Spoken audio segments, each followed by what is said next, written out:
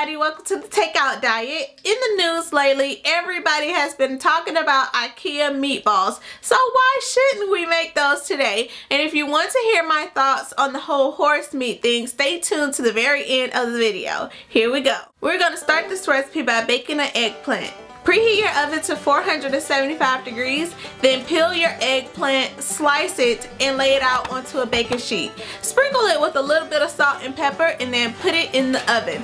Let it bake for 20 minutes on one side, flip it, and then take it out because it is done. I'm going to add the eggplant to a large bowl along with cooked broccoli, black beans, half a diced onion, olive oil, liquid smoke, and salt and pepper to taste. I'm going to mash it up with the potato masher, and this is where I start to lose faith, but I just kept mashing and then finally it got to a consistency where I thought it would make balls. It still needed something else, so I added oatmeal. Mix that in and then we are ready to fry our meatballs.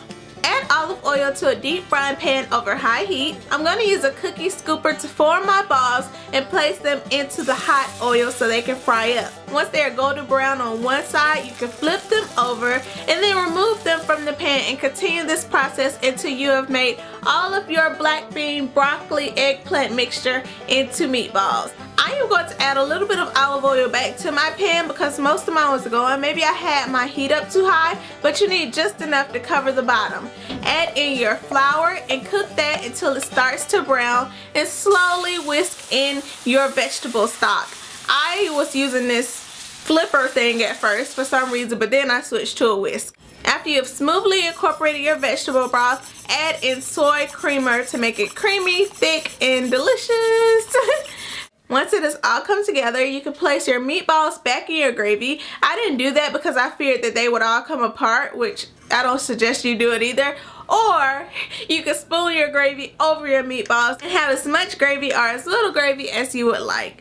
Now let's taste it. Disclaimer number one, I really love broccoli, so these were fantastic to me. I think they would be fantastic to you, and because I added like a little bit of salt and pepper at every layer, they came out perfectly seasoned, and it was so much crunch and it was so much texture because you had the onions, you had the broccoli, you had the eggplant, you had the beans, you had the oatmeal. Like, it was just good body. It had a good mouth feel. It was really delicious. And the gravy, at first I tasted it by itself as I was cooking it and I thought it would be bland, but I added a little salt and pepper, kept it simmering, and then I dipped in my meatballs and it was perfect for the job. It wasn't overwhelming, it wasn't underwhelming, it was just perfect. I really love this recipe and hopefully you will too. Thank you so much for watching the show today. If you haven't subscribed, please subscribe. If you have any comments, which I'm probably going to be scared to read them today, but still leave it. I'll probably read it. And I'll see you guys tomorrow.